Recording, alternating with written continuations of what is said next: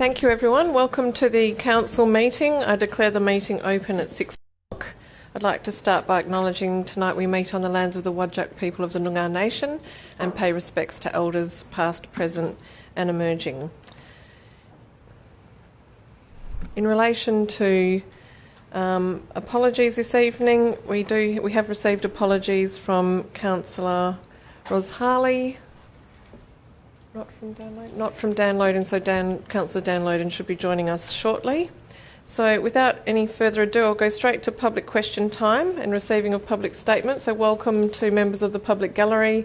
Just for those who weren't here last week and aren't regulars, we do ask that you state your name, the suburb that you live in, and that you speak for up to 3 minutes. So no set order, just whoever likes to come forward. So we have a request from Councillor Jimmy Murphy to have a leave of absence on the 13th of August 2019 to attend the Main Street Australia Conference on behalf of the Town Team Movement. Could I please have a mover and seconder for this request? Move Councillor Castle, seconded Councillor Hallett. All those in favour? I declare it carried unanimously. Next item on the agenda is receiving of petitions, deputations and presentations. We have none this evening.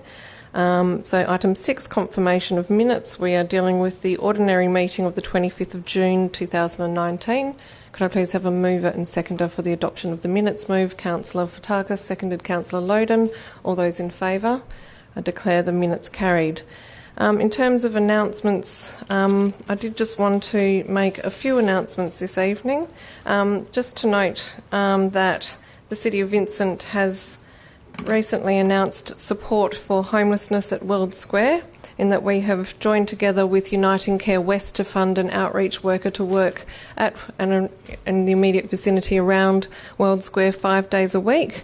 Hush, the new outreach worker, has been working with Uniting Care West for some time and is very familiar with local faces that attend and use services, and will be specifically targeting and helping people who have not been engaging with services.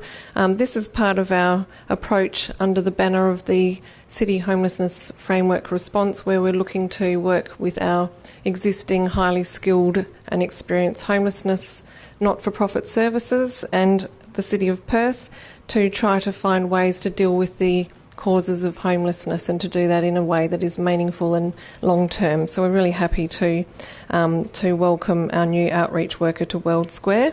Also, just to note that National Tree Day is happening at Banks Reserve this Sunday from 8 a.m. We are asking our community to come down and join us to plant 5,000 native plants, which sounds like a almighty task, but it is incredible when you see people come out each year and do this, and that they actually do get those plants in the ground, and it's quite a phenomenal thing to see. So last year we achieved this at Les Lillyman Reserve, and this year we're doing more planting at Banks Reserve. Also, just to note that Natasha Brooks, our wonderful governance officer, it's her last council meeting this evening, so Natasha is going on to a great opportunity in the state government, so I just wanted to say a very big thank you to Tash and wish you all the best on behalf of council. So that's it from me this evening.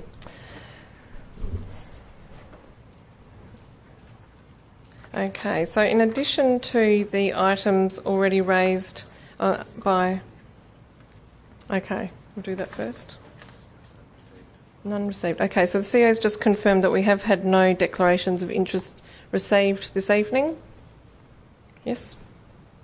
Okay, thank you. So I will now go around the room and ask council members that, in addition to the items already raised by members of the public from gallery this evening, and those that are absolute majority decisions, could you please indicate if there are other matters that you wish to bring forward? I'll start with you, Councillor Hallett. 9.1. Thank you. Councillor Castle. Councillor Murphy. Councillor Loden. 12.2. Thank you. Councillor Sportacus. Councillor Toppelberg. Thank you. 9.6. 9.9. Thank you. Thank you. Councillor Gontaszewski.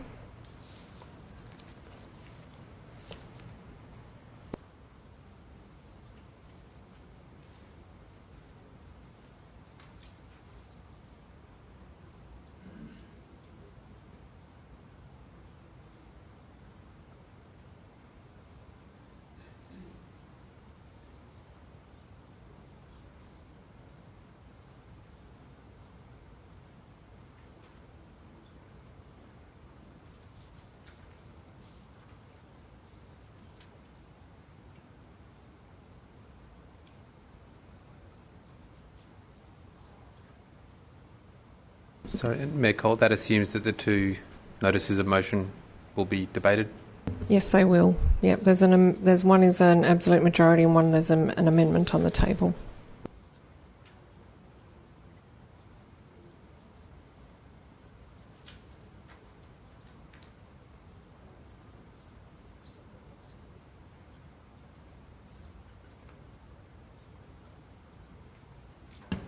Through you, Mayor Cole, I'm going to read out the agenda items which are being proposed to be moved en bloc, which includes item 9.2, 9.3, 9.4, 9.10, 11.1, 11.2, 11.3, 11.12.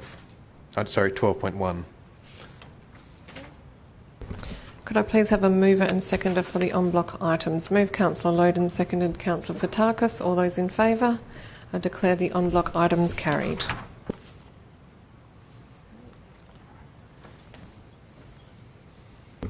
Okay, so the order in which we debate the items, we go first to those items raised by members in the public gallery this evening and in the order that they were raised. So the first item raised tonight was item 9.5, which is number 274 Bulwer Street, Perth, proposed change of use from shop house to restaurant cafe, bracket unauthorised existing development, close bracket. Can I have a mover and seconder, please? Moved Councillor Gondaszewski. Seconded Councillor Hallett.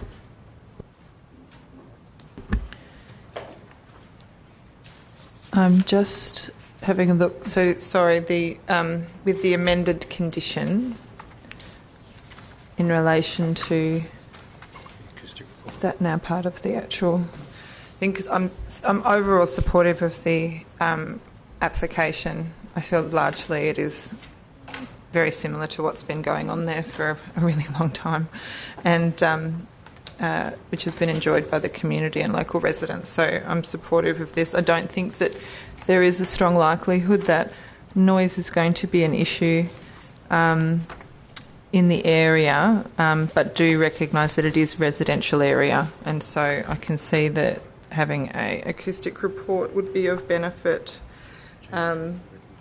But at the same time, I don't really feel that there's likely to be any issues given that it is not a significant change from the previous operation. So I'm supportive of this and considerate of the request from the floor in relation to the removal of any requirement from acoustic. I'm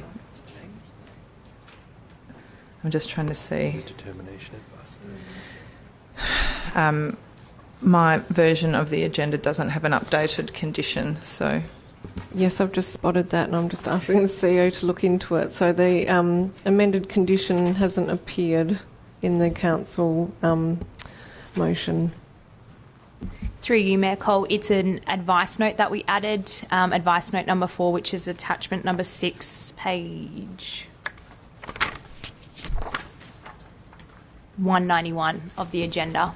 Can you please advise Council how an advice note works if there's still an existing condition requiring an acoustic report within 30 days of development approval? Through you, Mayor Cole. So the advice note states that in reference to condition 2, an acoustic report prepared in accordance with the city's policy shall be lodged with and approved by the city if the applicant intends to have live music at night or if the city receives any noise complaints in regards to the approved use. So we've retained the condition of approval in condition 2, but provided this advice note to elaborate. We could, if the council was comfortable, we could remove the wording in condition 2.1 that states within 30 days of the development approval, and instead state shall be lodged and approved by the city in accordance with the requirements of advice note number 4. I'm happy to let the seconder speak, but then I think I'll move an amendment along those lines. Yep, okay, we'll just proceed. Yep. Do you have anything further, Councillor Gondaszewski? No. Councillor Hallett? Thanks. I support it for the same reasons. Councillor Gondaszewski has. The only comment I wanted to make was around that advice note and clarifying. So if we can wait for that. Councillors. Councillor Toppelberg. Thank you. Whilst we're waiting for that wording for that proposed amendment, I'd like to propose an amendment to the hours, the operating hours. So the applicant has sought to finish at 9 p.m, but given the long history as an eating house, I think they've got to focus obviously on day trade and moving into the evenings and the early evenings, but I'd hate to see a change of owner or change of use that or change of operation that looked to extend those dinner hours a little bit further and the need to go through a full application process. So I'm more than comfortable with extending those hours. So it would be condition 1.4 to read the operating hours of the restaurant cafe shall be limited to 7 a.m. to 10 p.m. Monday to Sunday, including public holidays. So it gives a further hour, and obviously if there was intent to use it further, they would still require an application. Is there a seconder for the amendment? Seconded, Councillor Sportacus. Do you wish to speak further to the amendment? No? Does anyone wish to speak to the amendment? Okay, I'll put the amendment. All those in favour? I declare the amendment carried. We're back to the substantive motion.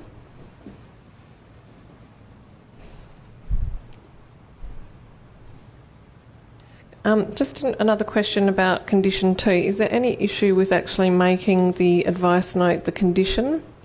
Is there any reason why the administration feels that the condition requiring the acoustic report needs to be retained as a condition in that format rather than using the advice note as the condition?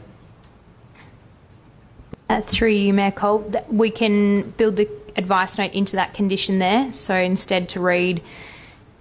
1 second.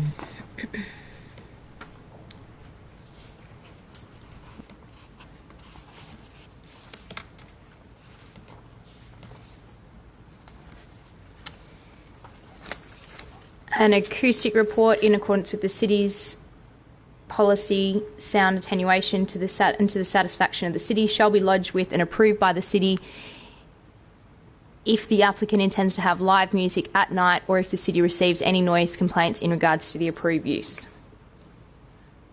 Full stop. And then all of the recommended measures included in an approved acoustic report shall be implemented as part of the development. Councillors?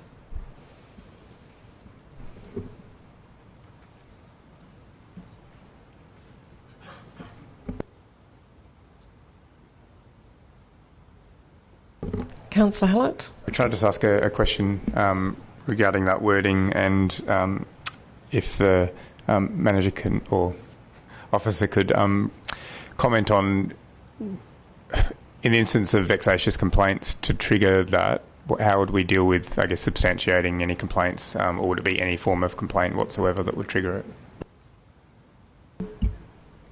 Through you, Mayor Cole, the city would go through its usual process and undertake an investigation through our compliance and health team, and if health identified that there were events triggering noise beyond what was reasonable, then we would require the preparation of the acoustic report. So, Mayor Cole, perhaps if we inserted the word substantiated, so any substantiated noise complaints? Yes, there's been a request. We haven't had it moved as an amendment yet, but yes. I'm happy to move it as an amendment with the word substantiated. Thank you, Councillor Gonczewski. Is there a seconder? Councillor Castle, do you wish to speak to it? Councillor Castle. I'm just wondering whether you want to see the final wording on the screen before we go to vote. Is that far away?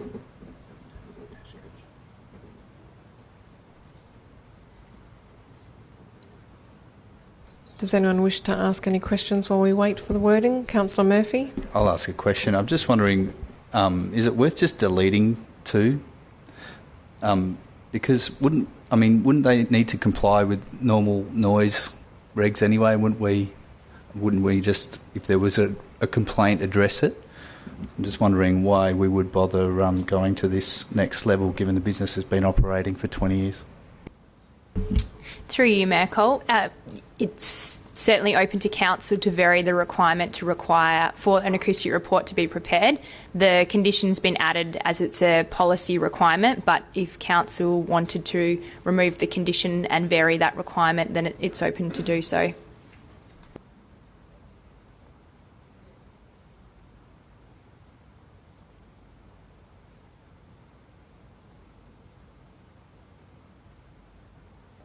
CEO has just pointed out to me that it's a commercial use in a residential zone.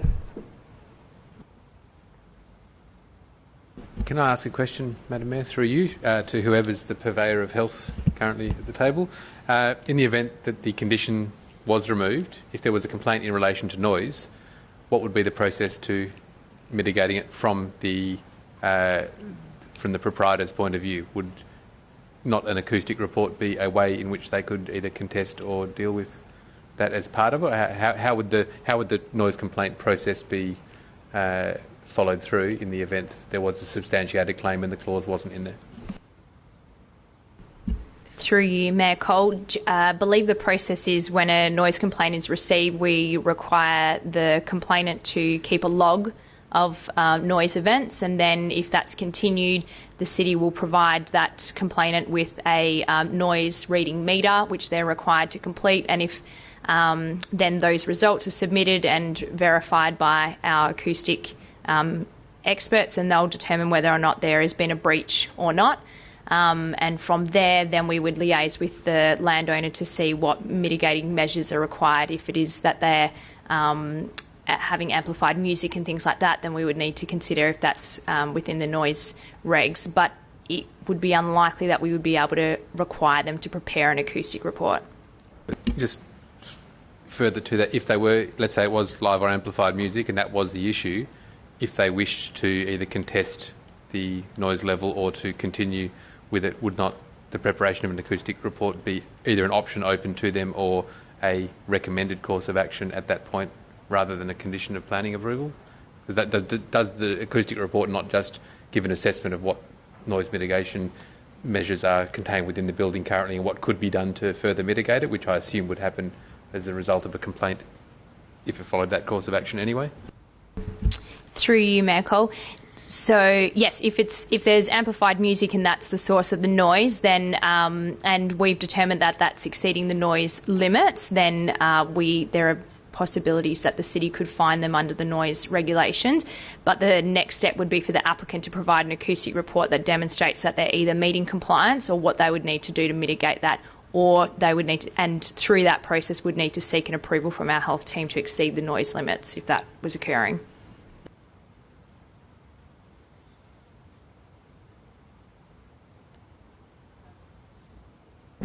Go ahead. Yes.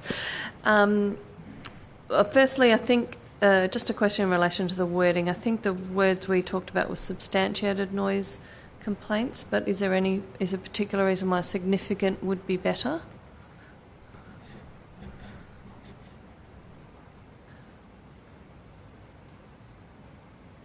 Oh, sorry. Through you, Mayor Cole. Substantiated would be better rather than significant, because we could receive a high volume but they may not be valid complaints. And secondly, just follow on from Councillor Toppelberg's question, if there were substantiated complaints which then led to the requirement to lodge an acoustic report which was not to the satisfaction of the city and not approved, what would be the next step after that? Through you, Mayor Cole, generally it would be some kind of compliance action. If they were continuing to have noise exceeding events, then our health team would have the ability to fine them under the noise regs. And potentially we could, under the planning approval, look to see if there's any ability to take some compliance action and get them to comply with their development approval. So does the acoustic report give us any further weight in pursuing that? I mean, how does that, or is it simply because it gives us an opportunity to work with the applicant to put measures in place through the development of that report? Through you, Mayor Cole, The city's preference is that we would have that information up front so that we could work with the applicant rather than having a reactive situation where there were ongoing noise events and then the city had to intervene.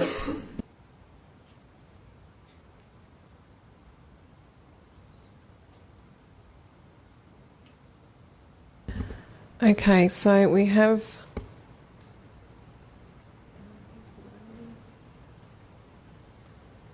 So we have the form of words on the screen. Is there any further debate about the motion before us? If not, I'll put it. All those in favour? Declare it carried. We're back to the substantive again. Is there any further comments on the substantive motion? Okay, all those in favour? Declare it carried. The item is passed unanimously.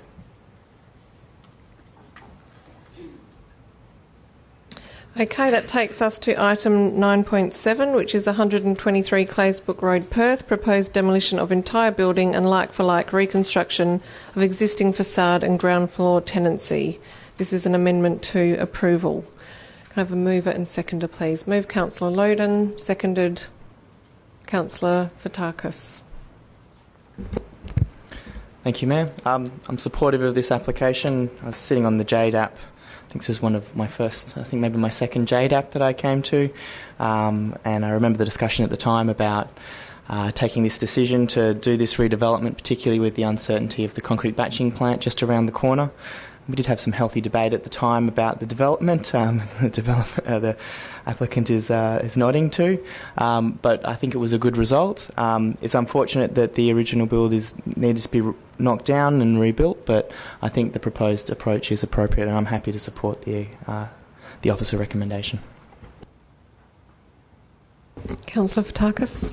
I'm happy to support it. I think reading the documentation that was supplied to us from the city's officers this week, which really gave a lot of clarity to the process and the recommendations that came through the DRP, so I'm happy to support it. Councillors, any further questions? Comments? Okay, so just would like to recognise that this isn't heritage listed, so it is appreciated that the applicant is going to lengths to preserve the facade of this building, which I think does really add to the character of the area. So that's should be recognised, and I'd just like to say thank you to the applicant for the effort involved in retaining this facade. Councillor Toppelberg. Thank you. Just a question in relation to condition 18. Who is the determinant of whether any proposed materials are like for like? Is that building who actually is either the department or the people or who actually decides what is considered like for like if there is any divergence from the original materials, please? Through you, Mccole, condition 18 requires the city to approve that detail when it's provided. Ultimately, we do have the ability to refer this to our DRP as well. Through this process, we did seek some advice and some input from our Heritage Conservation DRP member, so that is an opportunity to explore. But as per the applicant's additional information that was circulated this week, they are intending on going to a particular provider where you can provide a sample of a brick, and they can come up with like for like or the closest make to that to achieve ultimately a like for like reconstruction. Yeah, the intent is clear and the language is very clear, and I don't need the name of an individual, but when we say the city will determine it, is that determined by planning, building? Does it have to go to the DRP? Like, are the people that are making that decision? I'm curious as to the specific people, not by name, but exactly where within the city that decision would be made if there is any divergence from the original. If they salvage everything, fine, but a cleaned recycled brick can look like one thing to one person and something else to a different person. Where within the city will that decision be made? Through you, Mayor Cole, The decision will be made by the city's planners, and ultimately that would be informed by any additional advice required from the DRP.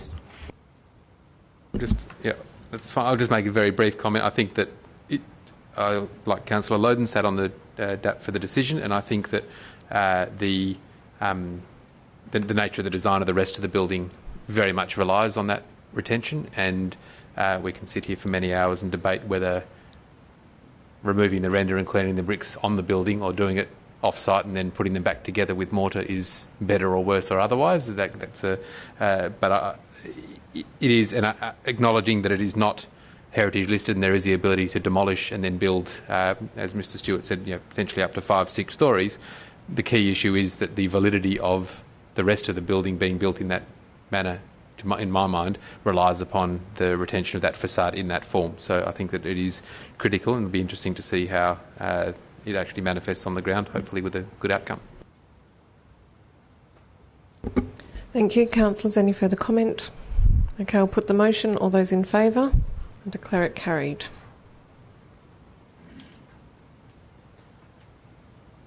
That takes us to item 9.8, Beaufort Street Change of Use Exemption and Amendment to Policy number 7.5.1, Minor Nature Development.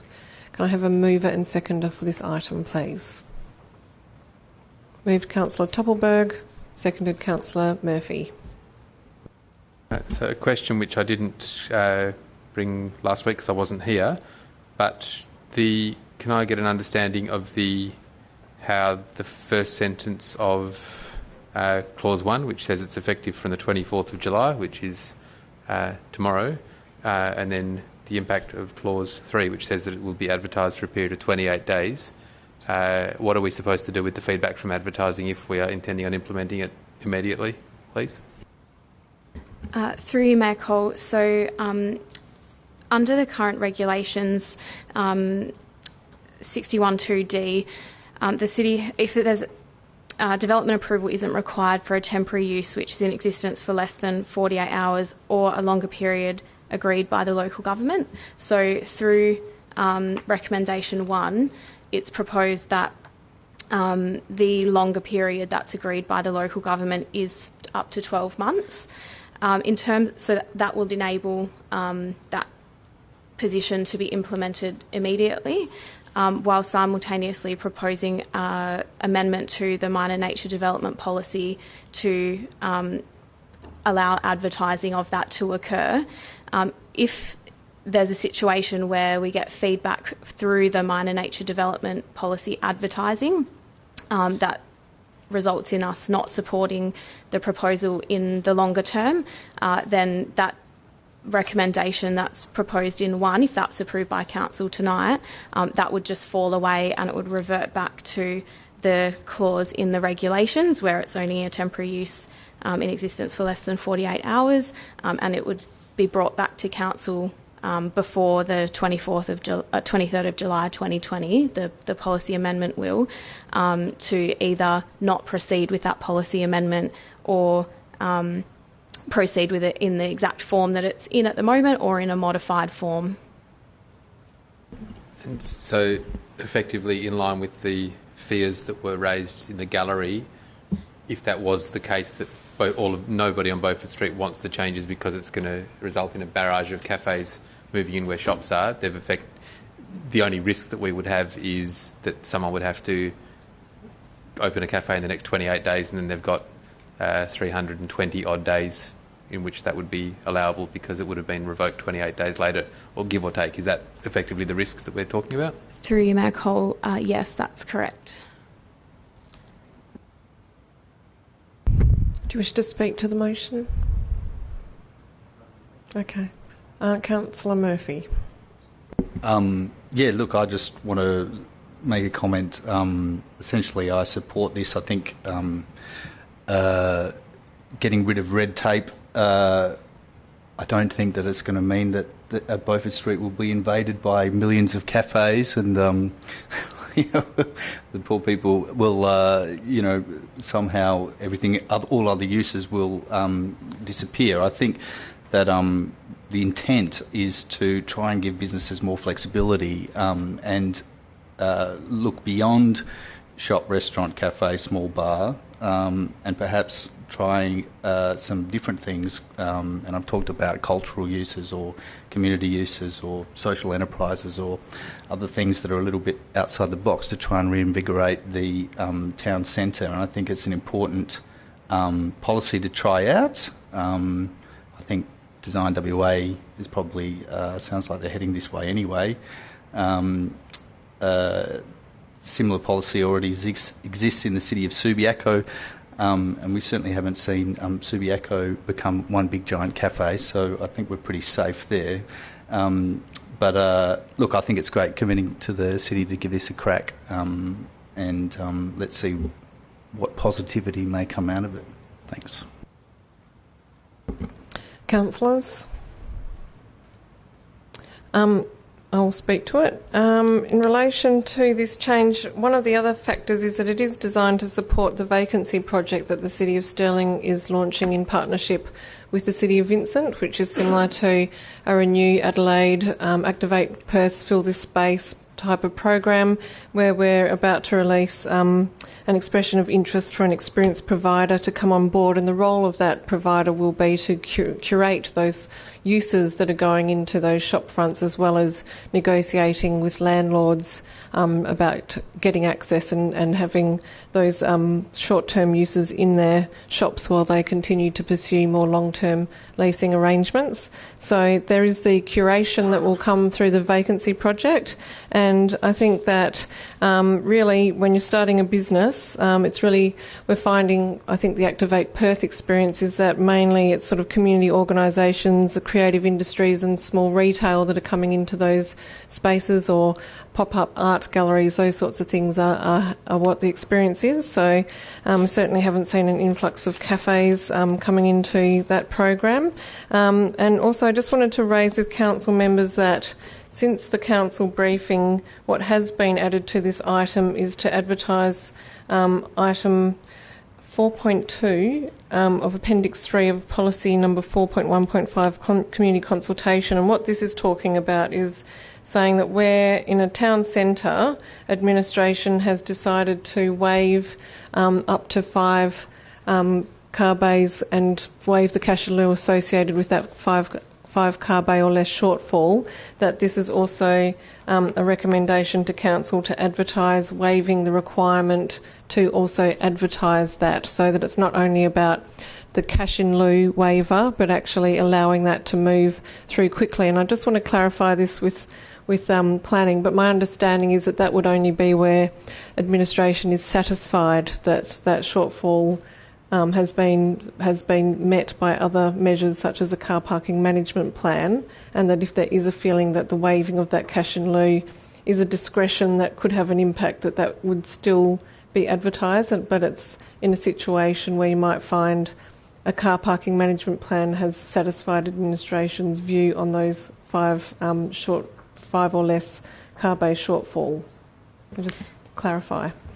Through you, Mayor Cole. So in line with the notice of motion that was adopted by Council at the June Council meeting, administration has the delegated authority to not require cash in lieu for the car parking of reciprocal parking arrangements on development approvals.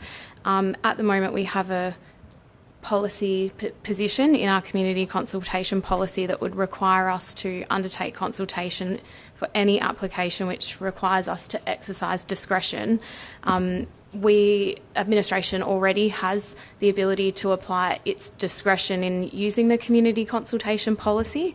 So in line with the notice of motion, where there's a proposal for which includes a shortfall of bays and would otherwise potentially be required to provide cash in lieu, we are able to use our discretion to not advertise that type of proposal where we feel that it won't have an impact on the local area and that the car parking can be managed through alternative means.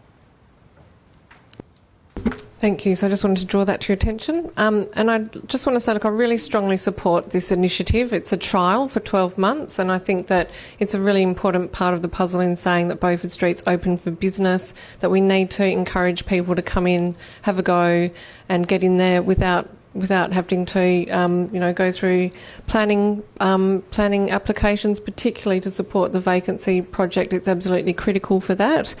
This applies to not only permitted uses but also A and D uses. So it is broader than what the Subiaco model has in place, and I think that this really opens it up and provides some really exciting opportunities.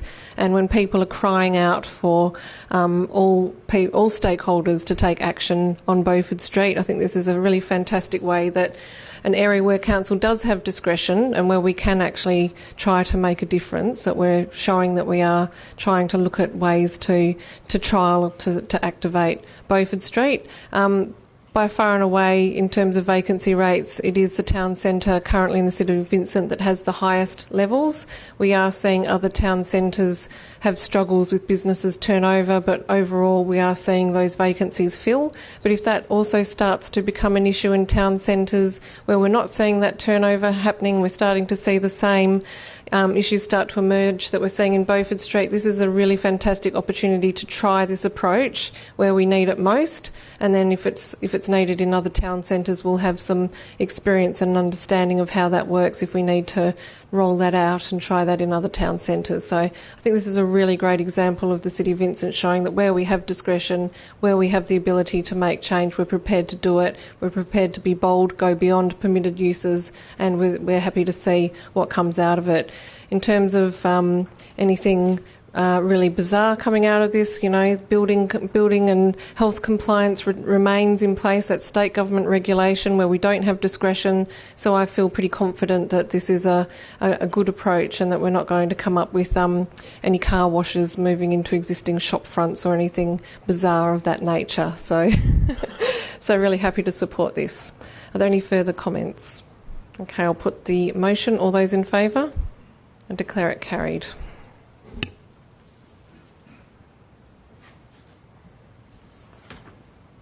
Okay, so that completes the items raised by members from the public gallery this evening. So I'll now move through the agenda in sequence of items. So I'll take us back to item 9.1, which is 496 Charles Street, North Perth, change of use to unlisted use car wash and detailing amendment to approved operating hours. Can I please have a mover and seconder?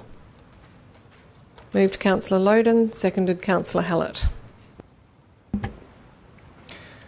Thank you, Mayor. I guess I have some reservations about this application, particularly because of the concerns raised by neighbouring communities and the previous non-compliance around the hours of operation.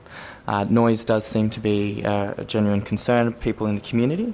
I did have a further clarification question on the feedback from the briefing notes, which is technical again, so apologies. So the operating hours on Sunday from 8:30 till 9 a.m, the report talks to a maximum threshold of 42 and 52 for the LA 10 threshold, and the vacuum is at 41, assessed against 41 as a LA 10, and the washdown is assessed at 45 for the LA1. So I think what's happened, if I'm reading the report correctly, is that for the vacuum they've assessed it against LA10 because it doesn't meet LA1 just at that specific point in time.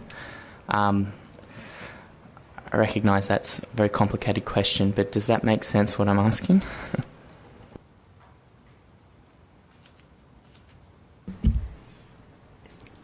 Through you, Mayor Cole. So I'm looking at page 23 of the report, which is the acoustic report attachment, and there is a table in there that breaks down the different hours and the noise levels assigned for those, and the bottom one on each of those is here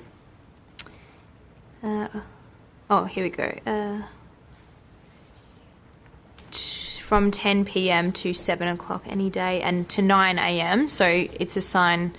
So we're saying that the accessible level for the vacuum unit or the vacuum and washdown is 45, and according to this assessment, the applicable assigned level, it's stating that it complies, and they've applied LA1 for that, for both of those units in operation before 9 a.m.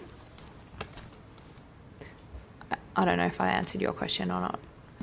So, an LA10, to my understanding, an LA10 assessment is a more stringent requirement.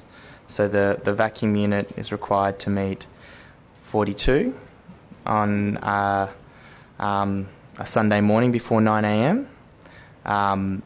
The vacuum and washdown hose is required to meet 52 which is an LA1. If it was assessed against LA10, it would need to meet 42 as well, I assume, and it's at 45.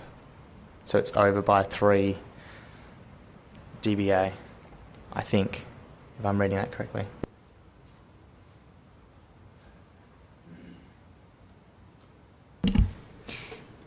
Through you, Mayor Cole, I think your interpretation is correct.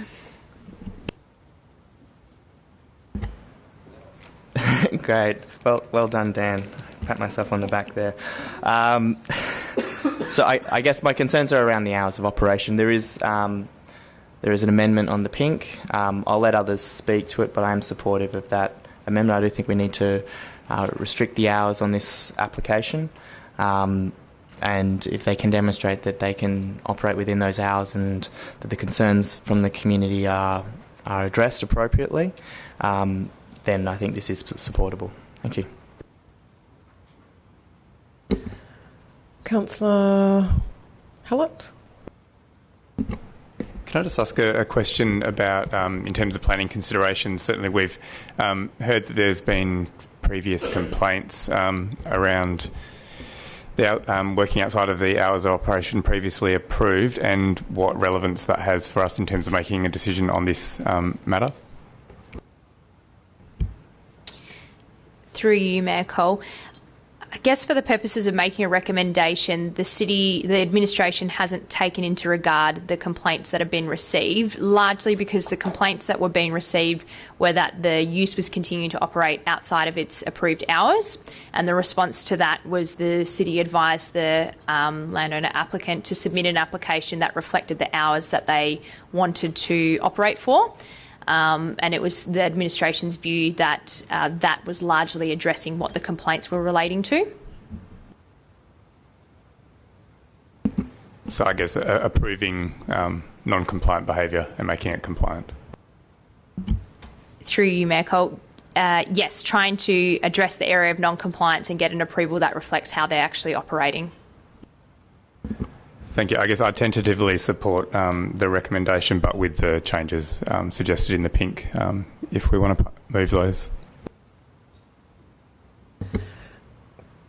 Councillors, before that happens, I just want to ask a question. There's actually two options on the table, just in case you hadn't noticed. Can I just ask a question? Because when we look at the briefing notes that talked about that the high-pressure hose was assessed against LA1 level, and that would mean that the high-pressure hose was not in use for any more than 72 minutes in total in a full day of operations. And it talks about further information provided by the acoustic consultant further clarified their assessment against the LA1 criteria. However, also noted that compliance would be achieved even if the more stringent LA10 criteria was used. So does that mean that that extrapolating that out, how many minutes a day, so 720 minutes each day, the high pressure hose can be in use? Is that correct?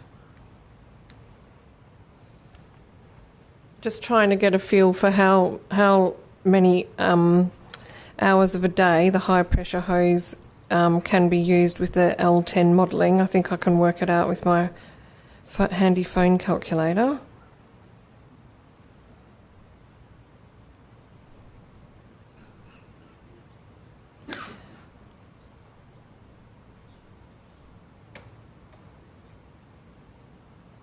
Through you, Mayor Cole, I think, and what was clarified in the briefing notes from our health team was that the assessment concludes that the washdown hose wouldn't be used for more than 72 minutes per day, and the 720 minutes quoted there relates to use Monday to Saturday. Right, yes. So if they're assessing it against LA10, how many hours per day can the high pressure hose be in use?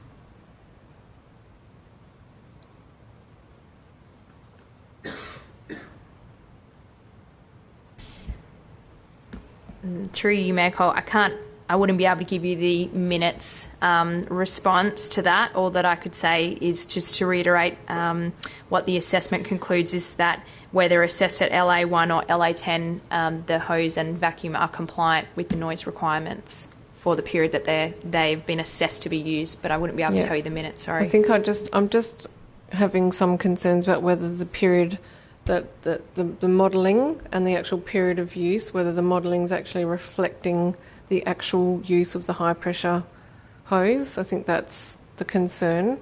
That has the modelling been based on what the actual operation is, or just on modelling that is not really reflective of operation?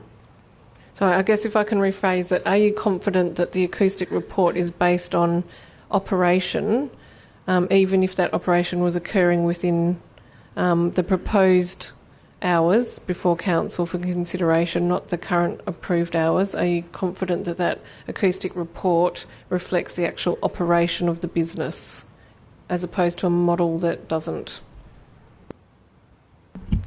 Through you, Mayor Cole, the acoustic report has been prepared on the basis of the current approval, which specifies that they're only permitted 3 working stations at any one time. And the acoustic report states that that would be the use of the vacuum area, the wash area, and then both of those contained inside, and then an outside area which is for the final clean of the vehicle, which doesn't generally attract any noise from any machinery. And that's what the acoustic report's been prepared on, based on the approval that currently exists on the site. So I'm confident that what's been prepared reflects what's approved and what we would intend to approve, a maximum of 3 working days at any one time. Okay, so can I also just clarify, does the modelling reflect the garage doors for the 2 internal workstations are open or closed? Through you, Mayor Cole, the acoustic report simply states that it's based on those uses being undertaken inside the rear workshop. I don't believe that it's with the door closed. So the garage doors being open that's the way that the operations are intended to operate and be measured? Through you, Mayor Cole, yes, I believe so. Okay, and also just to clarify that the 3rd service bay outside of the garage section or shed section, that is not intended to have high pressure machinery use in that area. Is that supposed to be sort of a hand wash area? Through you, Mayor Cole, yes, that's just supposed to be a hand wipe down section. Okay. Slightly different, I think, to what the residents are saying. Councillor Gondaszewski? Would it be, I guess I'd be grateful for some advice in relation to potential additional condition around just a way of potentially ensuring that the operations as presented as are currently occurring are in fact what is being approved. I guess in relation to would it be appropriate to include in the noise and operational management plan that needs to be developed and approved by the city, not only having the hours of operation within there, but also, and the number of bays, but also potentially putting some specification around the timings associated with the use of the noise emanating equipment. Given that, I think that from an amenity perspective, but also on the basis that the modelling does appear to have been based largely on reported use rather than assessed use, to ensure that the modelling is accurate, as well as perhaps providing some clarity for residents as to the scale of, or the intensity of the use that could occur at the site. Through you, Mayor Cole. So we have Condition 2, that requires the maximum number of workstations to be 3, along with the hours conditioned, and as well as Condition 3 requiring the acoustic report and the measures, and that being maintained through the period of approval. I guess there is some hesitation from administration to put anything too prescriptive on the conditions, because it can be difficult from a compliance point of view to enforce compliance with if you wanted to specify vacuum only being used during certain hours. That becomes quite a difficult matter for the city to patrol. It would be preferable if we could rely on the acoustic report along with the other conditions that reflect, one, the fact that the acoustic report is modelled only on 3 bays, and 2, that it was modelled only on the hours that are proposed. Thank you. Just as a follow-on to that question, in terms of the third bay being not to be having the vacuum or the high-pressure hose used in the outside area, how is that? Is that through the acoustic report, or does that condition need to be a little bit more clear in the planning approval? Through you, Mayor Cole. Yep, we could beef up Condition 2 to specify that the 2 car wash and clean bays are located within the building on site, and that detailing and final, the wording they use is finishing bays being located outside. What we can do is require a plan to be submitted as part of the noise and operation management plan that clearly delineates those 3 bays, and that can form part of that approved document. Are you able to propose some potential wording to address that? Does anyone wish to debate or ask questions? Councillor Castle? No? I took a breath in, therefore I should speak. Yeah, look, I don't support the proposal as it's currently worded, particularly around the extended trading hours. Although I can see the intention here that this is to try and gain approval for the operation that is happening now, I believe that the early morning hours and the later evening hours are actually having a significant impact on the surrounding neighbours. And looking at the approvals of similar businesses around the area, very few of them start earlier than 8 o'clock. With the exception of the self-serve semi-enclosed aqua car wash, they all start 8 or 8:30 and finish at 5 or 5:30. And I think on balance of the impact on the residents, I don't really see a justification for 7 to 7 on Monday to Friday. Happy to have further discussions on the pink amendment if that is to be... Has it been proposed? No, if it is proposed. Councillors. Councillor Sportacus. I'm not at all happy with this recommendation coming through. I can't really see a way to accepting it in any form, an extension of hours. My concern has been in reading and looking at the ongoing breaches, a blatant disregard for the current requirements of operation. When you hear of the operation outside approved hours and the repeated breaches, I don't accept an extension of those hours as a way to solve that. I understand the impact on neighbouring residents. I've been down and had a look at the operation on a number of times. It is intense, and I'm not happy to actually support an intensification of the operation at that site. So if my fellow councillors have an appetite, I'd actually propose to actually move the amendment on the orange, a recommendation for refusal. Just to note, Councillor Sportacus, that's an alternate, so we would need to deal with this item before us first, and then that may or may not follow on. Councillors?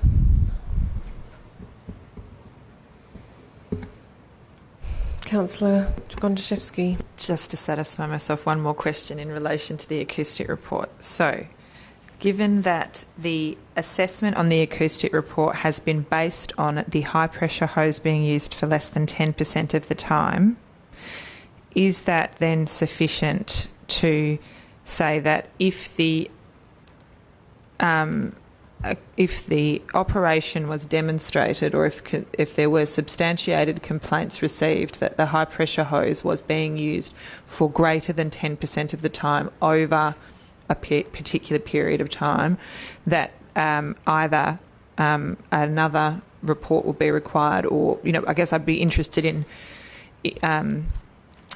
what would be the issue, if any, on the basis of the findings of the report, if it was found that the hose was being used for a greater proportion of time that has been included as the basis of the assessment currently.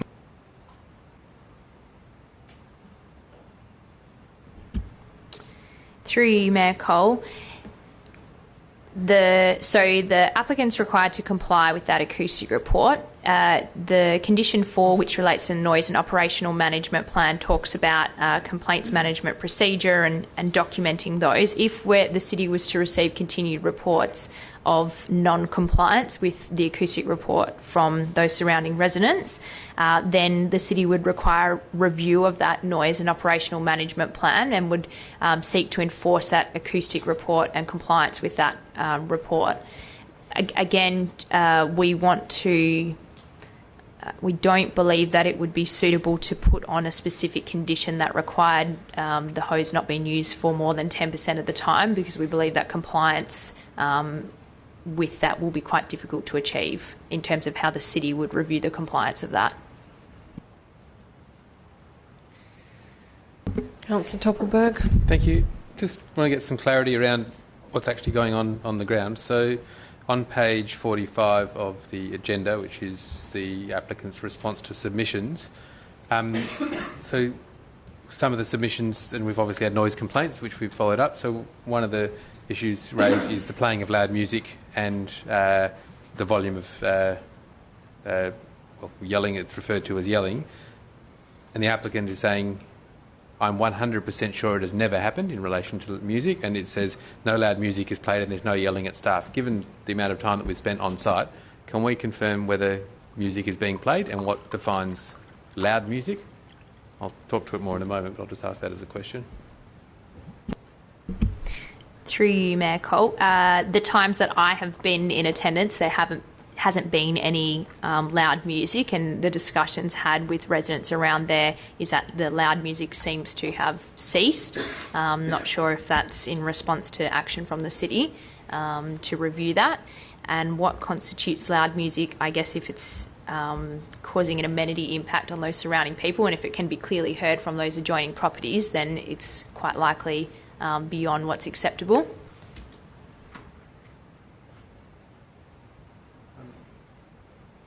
Yeah, I will speak to the item. To me, I think on Charles Street in a commercially zoned land, I think it is more than reasonable to have a car wash. I think it's more than reasonable to have a car wash where there's music. I think it's more than reasonable to have a car wash where there is the noise of a jet washer and a vacuum cleaner. I think that what's happened here is either a misunderstanding or a lack of willingness to invest in what would actually solve the problem. To me, this isn't about operating hours. It's about relationships with neighbours and appropriateness of noise mitigation methods on site. The easiest would actually be to install a proper fence between the right-of-way and at the right-of-way, which would actually, at an approved height, which obviously up to 1.8 you can just go ahead and do, but I think that if an appropriate fence with an appropriate material was to be installed, all of these problems would go away. That's up to the applicant. That's not what we have before us, but the issue of the operating hours itself, I think, in line with some of the discussion that we had earlier, I don't think it can be outside of the realm of expectation to have a car wash on Charles Street on a large bit of largely open hard stand land that is commercially zoned. I think that that's an appropriate and an expected use. I think the management of it clearly hasn't been in line with expectation, but what's before us is an application in relation to the hours of operation, and I think that our job is to assess what hours are reasonable for that business to operate, but I think that the compliance issues will remain as long as the applicant doesn't actually pay attention to how their operation impacts upon their neighbours, and noise is obviously the key issue. So I think that's something for them to deal with outside of the hours. Unless we're waiting on something else, I'll happily move the amendment on the pink, because we've probably chatted about it enough. So that effectively means that they are, as opposed to what's been applied for, it's clearly what's there on the pink, but it is starting at 8 a.m. instead of starting at 7 a.m. And it allows the extension of hours up until 7 p.m. and it also seeks to change the hours to 5 p.m. on Friday and 9 to 5 on Saturday, Sunday's public holiday. Is there a seconder for the amendment? Seconded, Councillor Odin. So further to my other comments, I think these are reasonably in line with expectation. I think that we have an obligation to protect the residential amenity of lands that surround commercial enterprise, but I think the hours of 8 a.m. to 7 p.m. Monday to Thursday are, for me, the extreme extent of what would be expected with the current level of noise, and my encouragement to the applicant would be that if they wish to have longer hours than that, they need to focus on noise mitigation, not on just looking at the hours and what is believed to be reasonable. But there are simple methods that I think that could assist them and would happily consider longer hours if they actually had noise mitigation measures on site. Councillor Odin. Thanks. I'm also happy to support the amendment. Agree with what Councillor Toppelberg says. I think there is definitely opportunities to look at further extending hours in the future, but there needs to be some, I guess, engagement with the neighbours and look at mitigations around those noise issues, because they're clearly a major concern for those neighbours. If you can get them on side, then there's definitely options in the future. Councillors.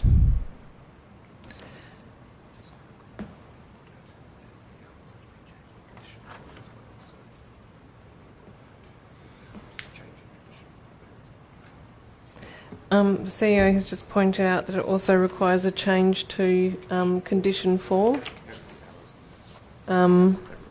So could we have potentially the mover and seconder might wish to consider a new clause 2 that says that these hours of operation are also reflected in clause 4? It's just as easy to amend 4.2.1 and 4.2.2 to reflect the wording that's on the pink. So those hours just become 4.2.1 has an 8 instead of a 7 at the beginning. You happy with that?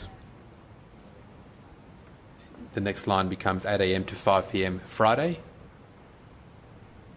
And 4.2.2 takes the same wording, which is 9 a.m. to 5 p.m. Saturday, Sunday, public holidays.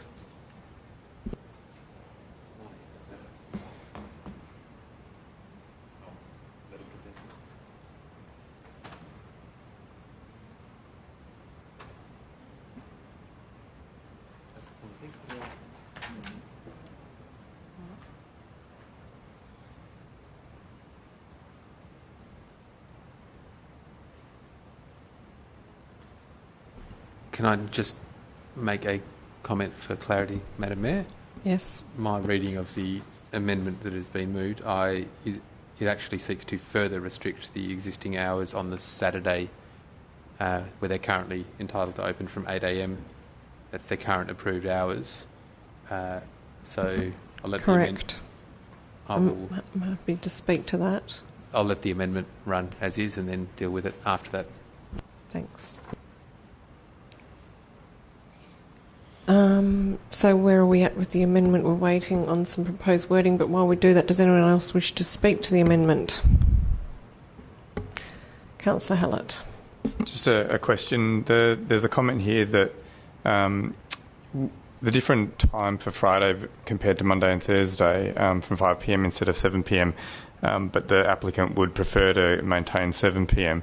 Just wondering if we're likely, or in the circumstances that the applicant continued to go till 7 on a Friday, are we likely to see another application similar to this that seeks to extend it, or would we have other action around that?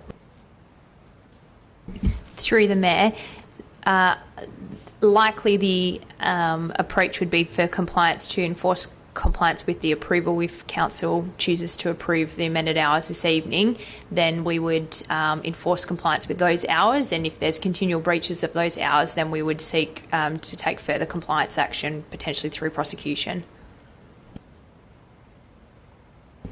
Councillors, perhaps if I speak to this, I just wanted to state that basically what the amendment does is it allows the applicant to operate for an additional 10 hours between Monday and Thursday, but it does reduce the hours on Saturday by 1.5 hours and on Sunday by half an hour, so they gain 10 hours and lose 2 hours from the weekend. The intent behind this was to address the areas of sensitivity to the residents in terms of where they're feeling the greatest amenity impact, and their advice was that it's really 7 a.m. starts are difficult with bedrooms located at the rear, and that Friday evenings after a working week it's nice to come home to your backyard and not feel that you have to listen to high pressure hosing at the beginning of the weekend. And equally they did want some reprieve on the weekend. So from my perspective, I put this forward on the basis that overall the applicant gets to extend their hours while the residents get some reprieve during the sensitive times that they have identified where they're feeling the greatest impact, noting that this business is currently operating very early in the morning and late at night outside of their approved hours, so they have had the experience of what it's like early in the morning and later in the evening. So that's hence the amendment has been crafted in this way. Can I Councillor ask a question through you? Given that the application is for an extension of the hour, what is the effect if the amendment carries and the substantive is approved as per the amendment? What is the effect of the planning approval? So, for example, if you have a planning approval for building, you don't actually have to enact the planning approval. But given that the applicant has sought to extend their hours, and whilst overall there's an extension, it's a change, is it open to the applicant to retain their existing hours of approval in the event that they're not happy with the so forego the 7 p.m. so that they could open at 8 o'clock on a Saturday, as an example? Through you, Mayor Cole, yes, the approval only becomes in effect when the applicant chooses to commence the approval, so they can continue to operate under their current approval under the hours that they have approved there, or they can choose to take up this approval and commence with the increased weekday evening times, and undertake all of the other requirements that come with this approval as well. But yes, the current approval remains in effect until they choose to commence this one. So, in effect, the Mayor's proposed carrot and stick approach, which is you can have the evenings if you let up a bit on the weekends, is legitimate in terms of planning because it would give the applicant the choice between the two. If they wanted the 7 p.m, along with that comes the reduced hours on the weekend. Would be the effect of this amendment carrying and being forming part of the motion as a whole.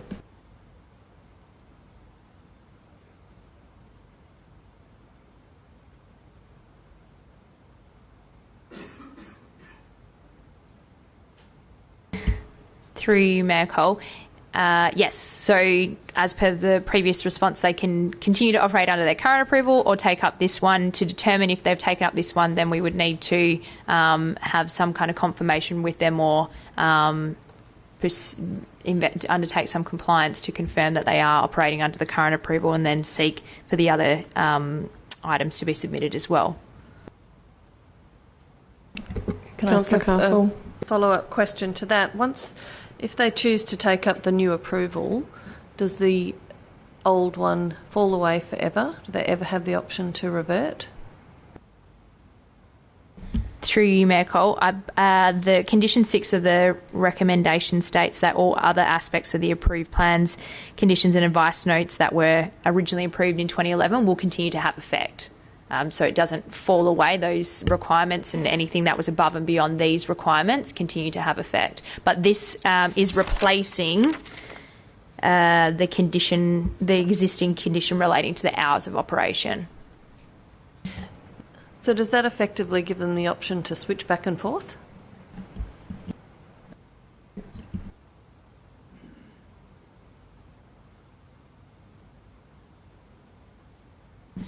Through you, Mayor Cole. No, because it states that it's... Where?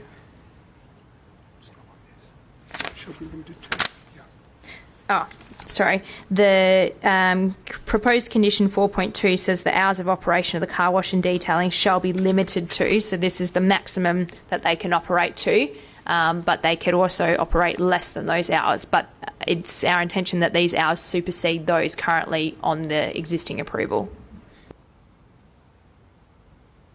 Councillors, we're dealing with the amendment. Sorry, I just have another question. Sorry to labour this. I think you stated before, though, that the existing approval doesn't fall away. So, sorry. Okay. So the where it has changed is replaced and can't be reactivated. It's just the remaining clauses are still in place. Through you, Mayor Cole, yes, this condition seeks to amend those, the conditions where there might be a duplicate on the existing approval and replaces those, but all other conditions that aren't covered as part of this and that are on the previous approval will continue to have effect. Councillors, any further comment on the amendment? Okay, I'll put it. All those in favour? All those against? Councillor Sportacus voting against. I declare it carried. We're back to the substantive. Councillor Toppelberg. I'd like to move an amendment, please. Yes.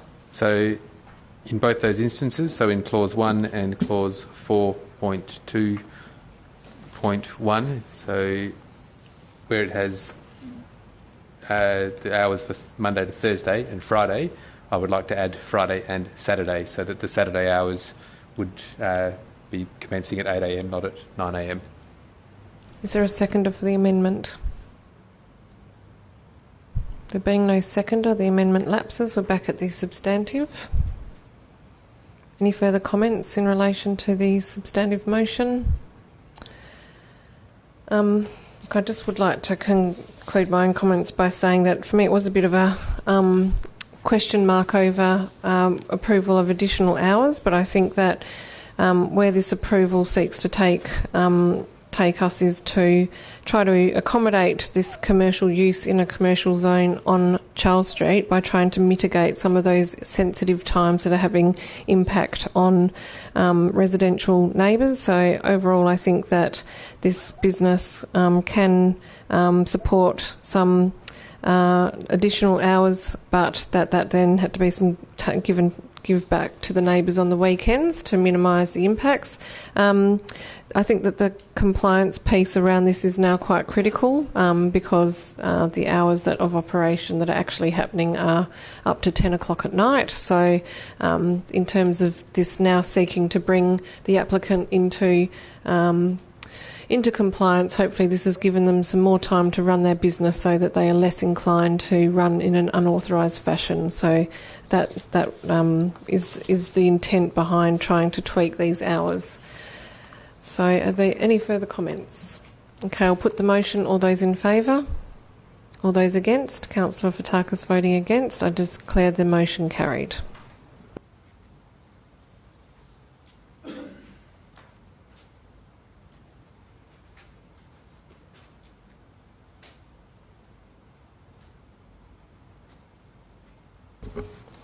So we are now at item 9.6, number 66 Lindsay Street, Perth, proposed 6 multiple dwellings. Can I have a mover and seconder? Move Councillor Toppelberg, seconded Councillor Hallett. Thank you. I wasn't at the briefing last week. I had a conversation with Mr Naidu earlier today.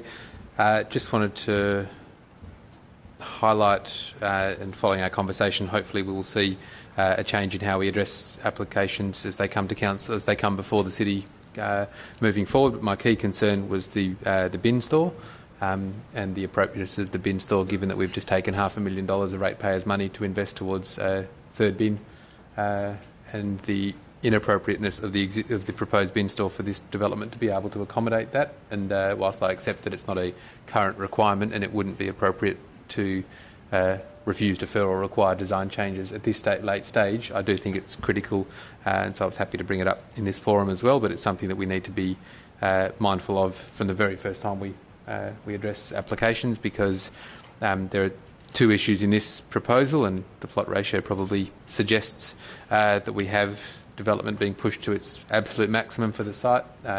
There's a near inability to manoeuvre whilst they have an excess of car bays. Car bay 2 for apartment number 5 is almost impossible to access.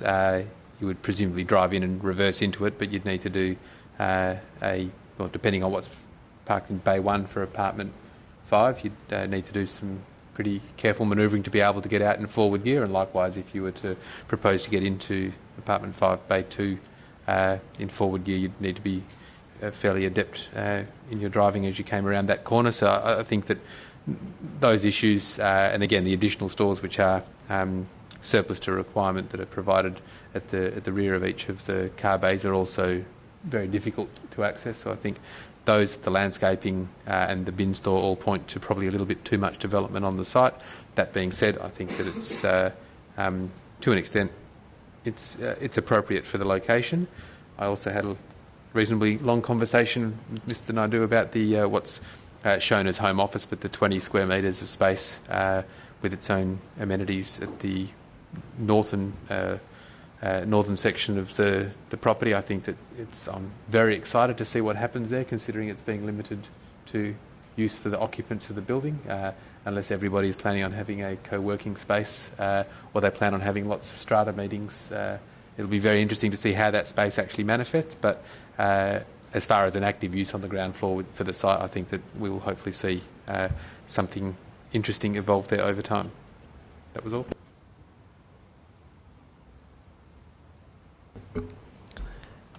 Councillor Hallett, do you wish to speak to the item?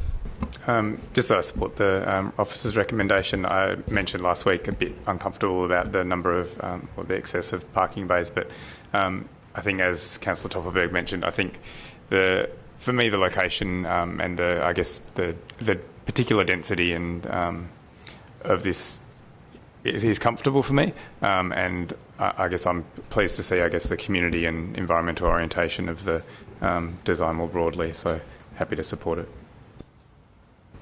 Councillors, any further comments? Kale put the motion. All those in favour? Declare it carried unanimously. Congratulations. Thanks for waiting. Okay, that takes us to our last planning item for the evening, which is item 9.9, Outcomes of Advertising Amendment 1 to Local Planning Policy number 7.1.1 Built Form, Effective Design WA, and initiation of Amendment 2 to Local Planning Policy Built Form. Can I have a mover, please? Councillor Toppelberg, seconder, Councillor Odin. Thank you, Mayor. I'll be very interested to see what comes back from advertising. I think that the logic that supports the changes is quite, and for good reason, is quite internally focused, but I do think that there will be some pushback in terms of its complexity and its length. It certainly is no longer a document that anyone could suggest that a layperson could pick up and have any idea what they're supposed to do with their property. It almost requires expertise either on the city's behalf or assistance from a planning consultant to be able to determine even at the most simplest level what is possible. And I think that that's potentially got some issues. We might need to have an abridged version or some form of document or brochuring that actually enables the average punter to be able to walk in off the street and say, I've just bought my neighbour's house, what can I do with them, with the two properties, to be able to give them some idea of what's even where to look. So I think that it's largely written now very much as a planner's document rather than as a community document, but that's obviously its role as a planning policy. I think that I personally feel that we've maybe acquiesced to the desires of Design WA and their interpretation of what is appropriate landscaping matters of canopy coverage and otherwise. I think we should be resolving those issues. We've done a great job internally at Vincent with our community of getting an understanding of what we expect, and I think that this probably errs on the side of letting the state determine what's best for Vincent a little bit too far, but we'll see what the results of advertising are in relation to that. That's I suppose my two general comments, but I look forward to it coming back and the results of the comments from advertising. Councillor Odin. Thank you, Mayor. Similarly, I'll be interested to see the feedback that comes back. I guess there's been a lot of work that's gone into this, clearly. I probably should recognise the city staff in their efforts to pull this all together and make that happen. Probably wasn't very appreciative of the volume of reading last week, but with a week's time to digest it, I can see that more clearly. I was also interested in the feedback around the ESD requirements that we haven't actually had any developments built yet to be able to road test whether that is an effective measure or not. So I will be intrigued to see what happens with that in the future. I have this inkling that it'll be some will do it, some will not, and probably the ones that should be doing it are the ones that won't do it. But time will tell, I guess. That's all I had to say. Thank you. Councillors, any further comments? I just want to have a question about the consultation. I can see that it talks about written notification to key industry organisations, but I am interested in the practitioner's view, and we did talk about whether there would be there's an open day for community, which is fantastic, but is there going to be any sort of workshop with practitioners to go through how this will work for them in practice, as well as a face-to-face with community members? Through you, Mccole, yes, that is intended to occur. Not sure why it's not included on this list here, but yeah, we are looking to have at least one session with developers who are working in this area, so that we can work through what's proposed to change in the policy, and with the intention of getting their feedback on how they feel that it will work from their perspective. So that will absolutely be happening. And just in terms, because I note the requirement for the urban, I can't remember what it's called now, urban design study, that is also going to be applied to single residences. So it'd be interesting to get their feedback on how they'd approach that, and what sort of, what kind of work would be associated with that, and whether that's going to cause sort of, just generally their approach, I guess, I'd be interested in for that single residential category. Through you, Mayor Cole, we can certainly include that in the discussion that we have with the development industry to better understand how that will be received for the residential lower density type development. And just in relation to Councillor Toppelberg's landscaping comments, I'm not keen to walk away on landscaping whatsoever. So do you believe that the landscaping provisions are strong enough in that where they are above the requirements of Design Review WA that they can be upheld in terms of continuing to meet a 30% tree canopy and 15% deep soil zone requirements? Through you, Mccole, yes, I was curious about that comment also, because I believe that the proposed requirements in the built form policy are above what's required in Design WA in some instances. They retain the 30% canopy cover requirement, or 80% of the setback area, and really, if anything, provide additional clarity over the difference between a deep soil area and a planting area, and have that additional requirement of 3% for a planting area. So I do believe that they go above and beyond the requirements of Design WA, and we'll be able to implement those. Happy to talk through any concerns, because if there's, I want to make sure that the council remains absolutely strong and committed on those landscaping requirements. So if we need to beef it up, happy to chat further about that. Given this is going out for advertising, I think that's okay. Just go out and see what comes back. I'd just like to acknowledge the detailed work that's been undertaken, and particularly in the area of design. I think that the attempt to deal with some of the issues that we've recently been dealing with as a council, in terms of where we're not seeing the design outcomes we want, but the policy hasn't really provided the ability for us to really fully affect what council would like to see. So that's in relation particularly to garages, just in terms of streetscape and responsiveness to the street and context, and also in relation to setbacks and side setbacks. I think that was an issue that was brought to our attention tonight on Coogee Street, which was passed on block, where we have a requirement for a side setback to have only 1.5% metre setback, but where you're reorientating the lot, that can have an impact on the existing streetscape. So there's also been an attempt to deal with that through revised policy provisions. So thanks, team. It is a long document, might need a guidebook to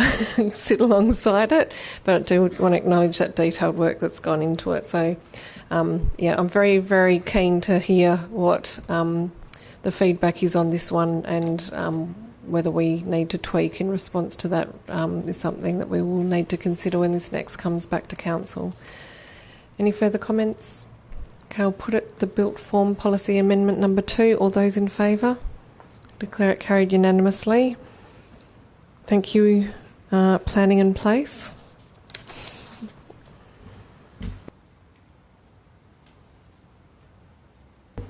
Infrastructure Environment, nil this evening. Community and Business Services were moved on block. Chief Executive Officer, there is one item that hasn't yet been moved, and that is item 12.2, Sustainable Environment Strategy and Implementation Plan 2019 to 2024, Public Consultation Outcomes. I have a mover and seconder. Move Councillor Odin, seconded Councillor Gondaszewski. Thank you, Mayor. I won't wax lyrical about this. Again, we've already talked about it when it went out for advertising. But one of the valuable things I thought that came out of this is we got quite a lot of feedback from the community on the strategy, which was great to see. It's a reminder that we probably have an opportunity to improve our community consultation, which is a process that we're going through at the moment. But it was also great to see that there was a large amount of support for the direction the city was setting here. I felt we put some pretty strong targets and clear targets into what we were doing, and the community agreed or said that we weren't going far enough in the majority. Obviously, it is a bit of a self-selecting group, the people who comment on a sustainable environment strategy, but that was still really good to see.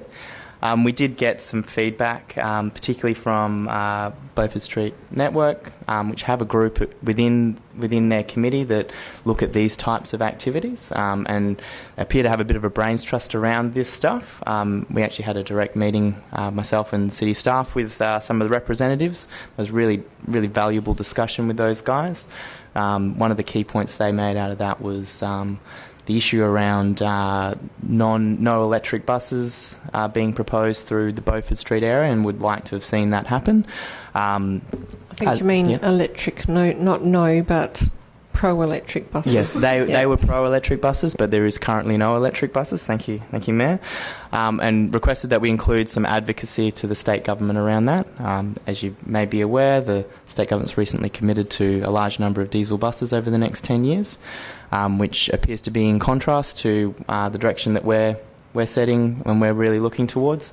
We have the potential, with some sustained effort by Director of Infrastructure and Environment, around having electric-powered rubbish trucks and heavy truck vehicles all throughout the city by 2030. So it would be quite ironic to be seeing brand new diesel buses travelling through Beaufort Street and other streets as well. So one of the things that administration's done is incorporated that into the implementation plan, and we will be looking to advocate for those types of activities around buses and light rail and heavy rail as well across the city too. So that's great to see. We also had some follow-up conversations with Leaderville Connect as well. One of the interesting things, I'm not sure if the CEO has been briefed on this, but they strongly encourage us to include metrics within the CEO's KPIs, so that may be a future discussion that we will have soon. and they also really encouraged us to focus on the community activities. So we have some really tangible, clear targets around what the city is going to do, and that's really about getting our own house in order. And those goals are challenging, but I think we can achieve them. But they also made the point that the bigger picture is probably the footprint of our community, and what can we do in that space as well.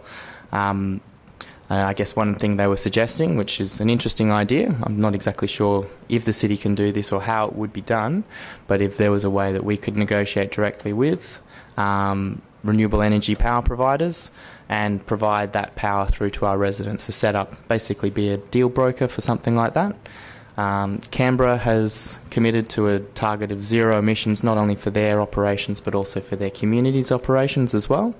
And basically the way they're going to achieve that is through going direct to a provider to provide that renewable energy into the grid for the entirety of Canberra. They've probably got greater legislative powers than the City of Vincent, possibly. But it'd be interesting.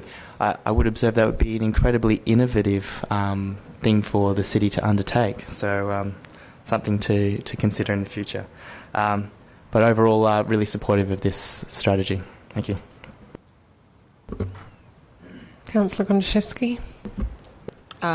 Yes, again, pleased to see the engagement with the strategy, take on board commentary in relation to how we could potentially consult or engage some of our interested parties in different ways and early on. And, yeah, just pleased to see this one going out into the world for implementation. Note there is an amendment. Well, I had to speak anyway, so I have spoken. Councillor Toppelberg, did you wish to speak? Put I your do. hand up. It's a question, if I may. Page 1238 of the agenda. So the comments in relation to Roundup, basically. The administration's comment is that the SES implementation plan can be amended to include an action relating to this following consultation with the city's Parks and Urban Green team. Can I just get an understanding of what the consultation... Because the comments before that basically say there's nothing on the market that's non-chemical that's as good as Roundup, so we just keep using it. What would we get back from the city's Parks and Urban Green team that would lead us to... Do we need direction from council or community as to whether we're prepared to accept a level of weeds and growth that means that we can get rid of it, or do we need them to wait for somebody to invent something that's as good as that doesn't have the impact? What are we actually seeking from the city's Parks and Urban Green team in order to make that step to say that we will no longer use the product in Vincent? Through you, Mccole. I think the comment's correct. There isn't viable alternatives at the moment. I think what the comment talks about or alludes to is that new products come on the market all the time, and therefore there may be new options for us in the future. And certainly we'd like to minimise the use. So we already minimise the use of those products, and we'd like to do that further. So we're constantly researching products. So, in terms of the need to use the product is because of its level of effectiveness in terms of killing everything that's green that it touches, I assume. So that level has requirements in certain areas. So we're required to use something that is that effective. And so the consultation or what we're seeking from Parks and the Urban Green team is a product that will do that, not a change in attitude or acceptance of certain level of weeds or green life in certain areas. Is that correct? Through you, Mccole, yes.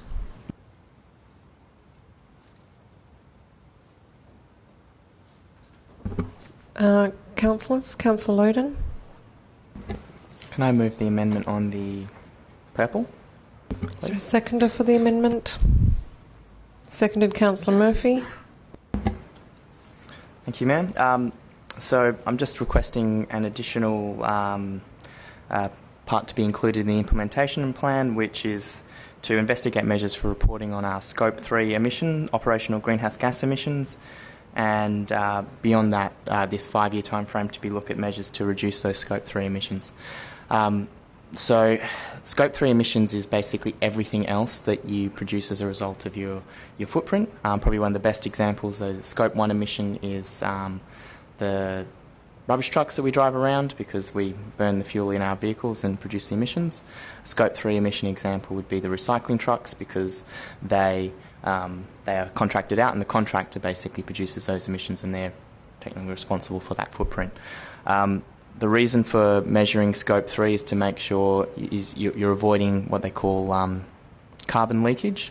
So when the European Union was running their scheme, they had all of their reporting and they put all these targets in place, and countries complied with that and achieved these things. It resulted in different industries shutting down. But in a big part of the way, what actually happened was those industries moved overseas, quite often to developing countries that didn't have the same environmental regulations in place, and you actually saw an increase in environmental footprint on a global scale. So obviously, City of Vincent's not Europe, but we have a boundary on what we define for what we report.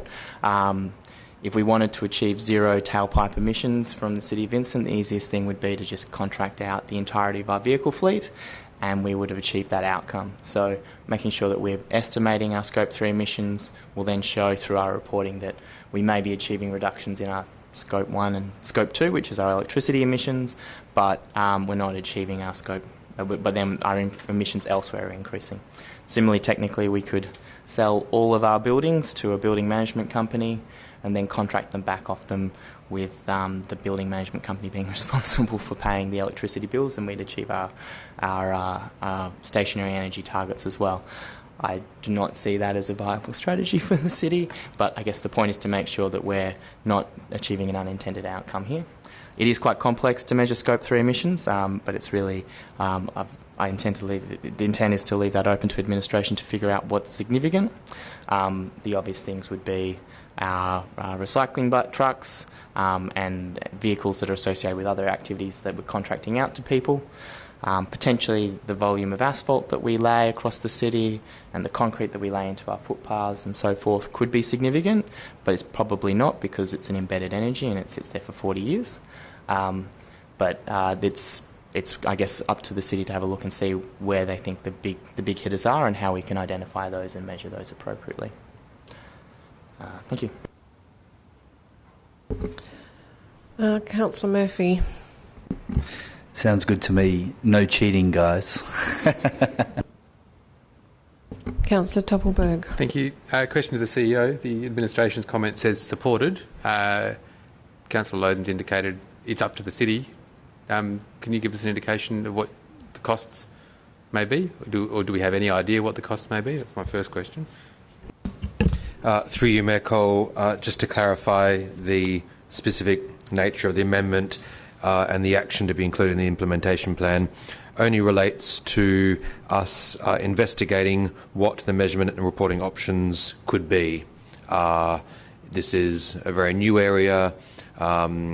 It's a new area for local governments.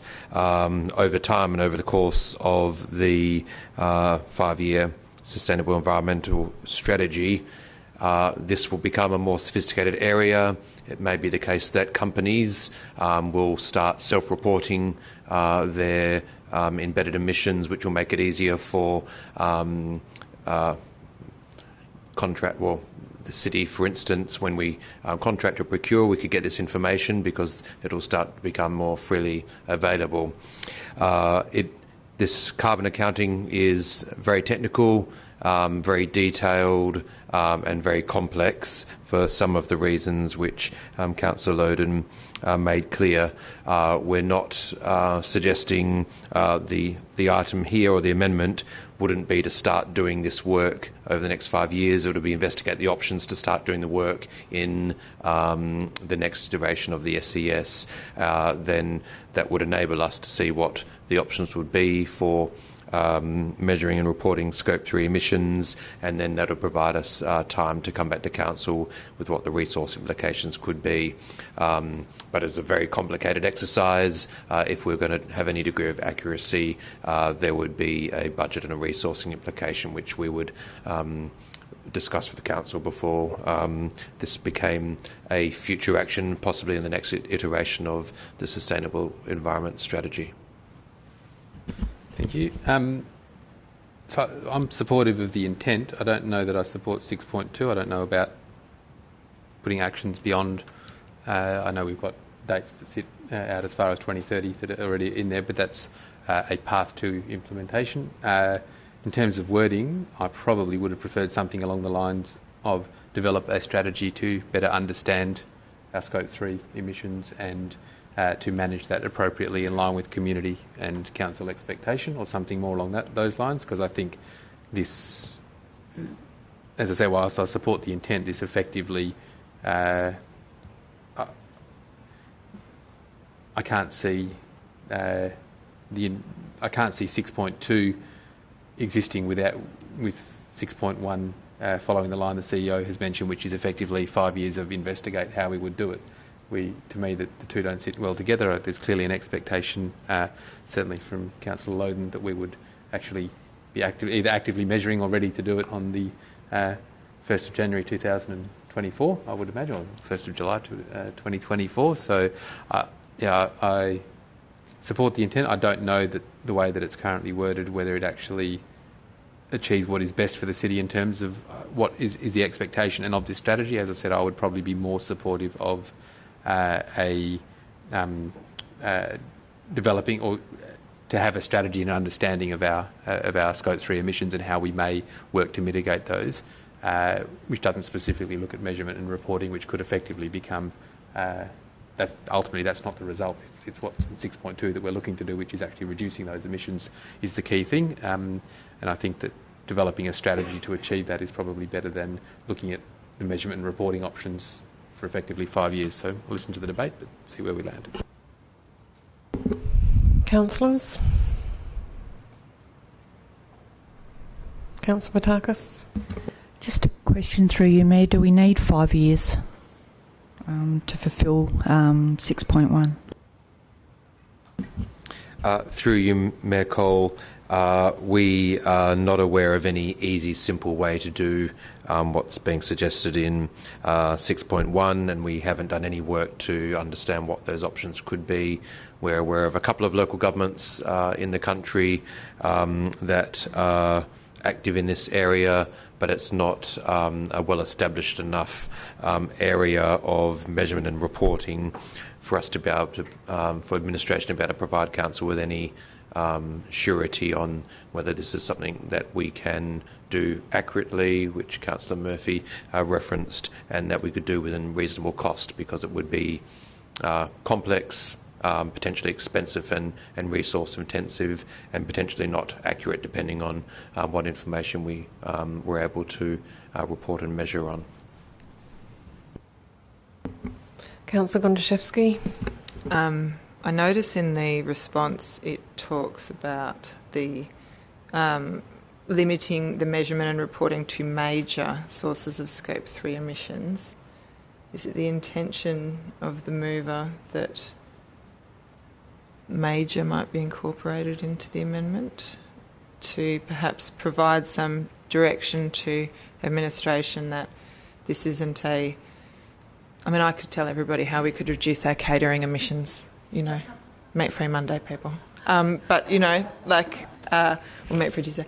But I think, yeah, I'm just wondering, I doubt that that would be considered to be a major Scope 3, and so trying to tally up and report against those items, I think that perhaps is... Anyway, that was my question. Is the word major likely to be a something that could be...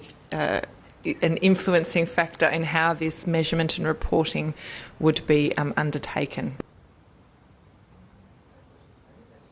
Probably to the CEO in relation to his commentary that this has not been done before, it would some clarification or guidance be appreciated by administration in relation to the extent of this measurement and reporting as per the response to the notice, the amendment?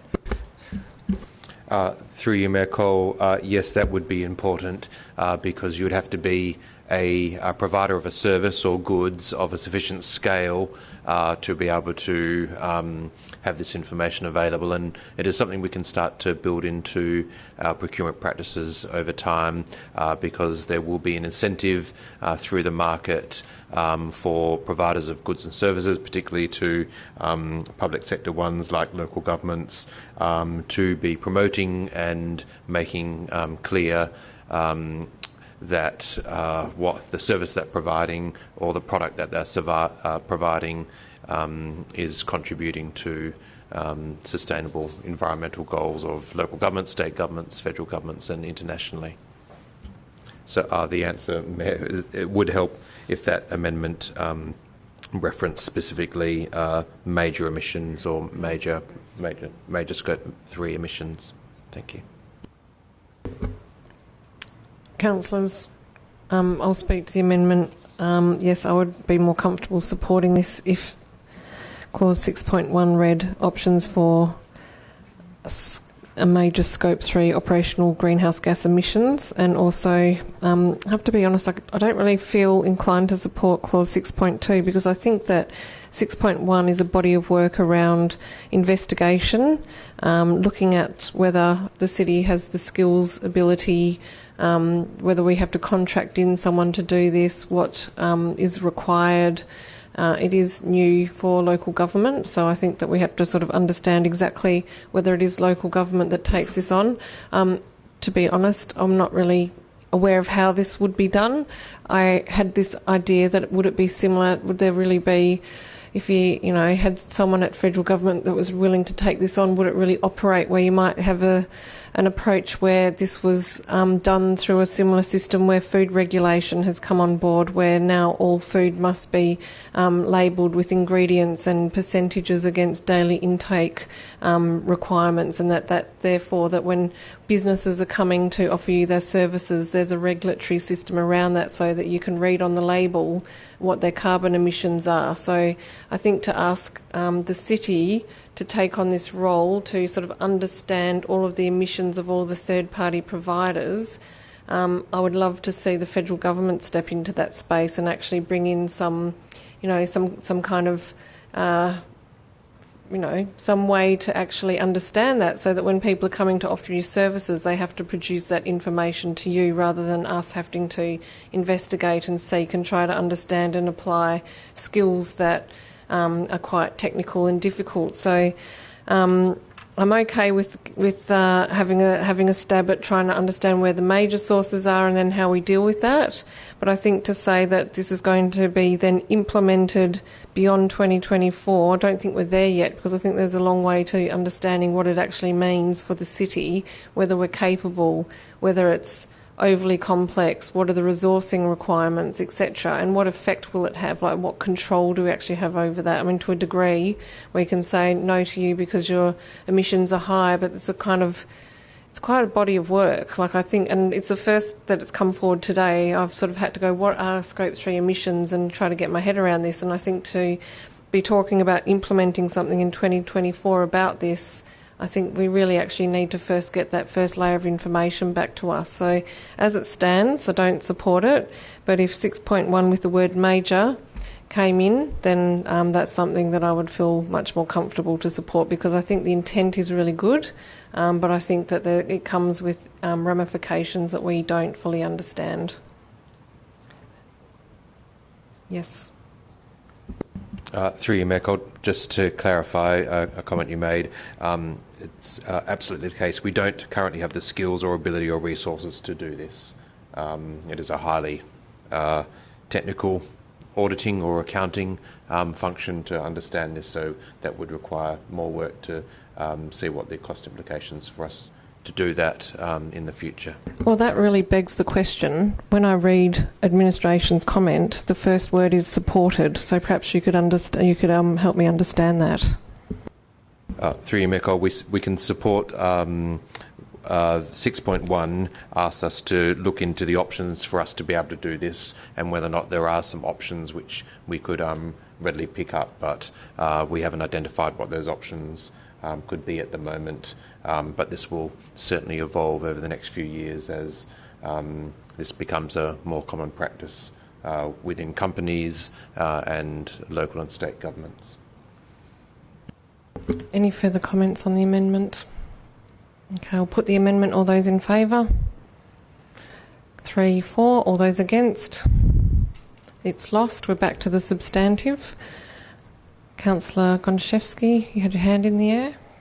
Oh, I'm happy to put up an amendment based on 6.1 with the addition of the word major pre-scope 3. Is there a seconder for the amendment? Councillor Odin. Councillor Gonchevsky, do you wish to speak to the amendment?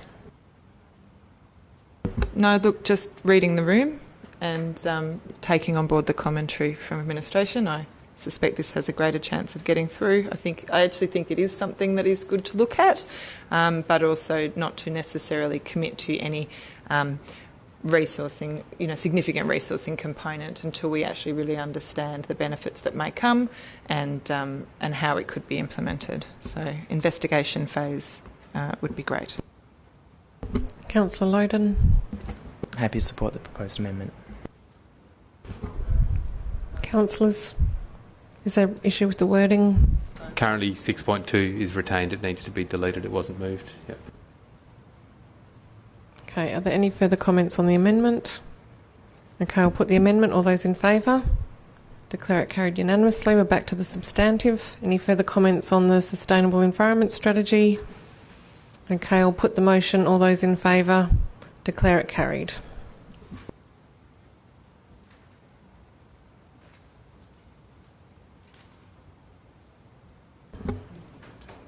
Okay, there are two notices of motion on the table this evening. The first is 13.1, notice of motion from Mayor Mccole.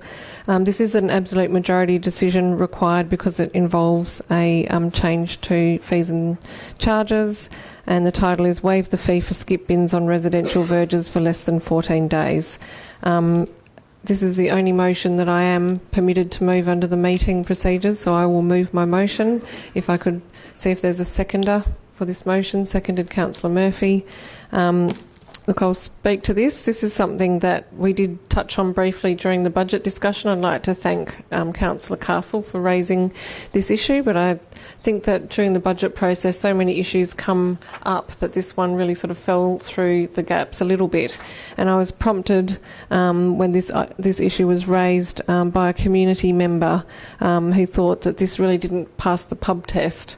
And there was discussion on a community Facebook page about people being asked to pay this fee when they were using skip bins for short periods of time on a verge, and that many were unaware that this fee existed. Some didn't pay the fee, others would go to lengths to find out about the fee, pay it.